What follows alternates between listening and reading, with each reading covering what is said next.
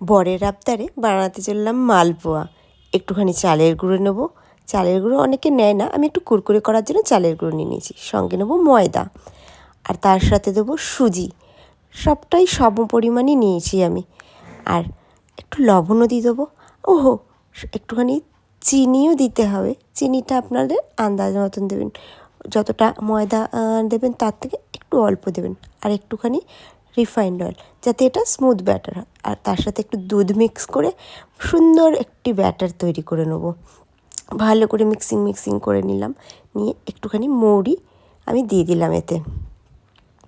একটু হজমও তো হতে হবে, তাই তো গ্যাসটাকে টুক করে অন করে তাতে কড়াই বসিয়ে তেলটা ঢেলে দিলাম। তেলটা খুব বেশি করেই দিতে হবে। দিয়ে ব্যাটারটাকে তেল গরম হলে ব্যাটারটাকে দিয়ে দেবো। ব্যাস, কুরকুরে ভাজা হয়ে গেলে তুলে নেব। হয়ে গেল গরম গরম মালপোয়া।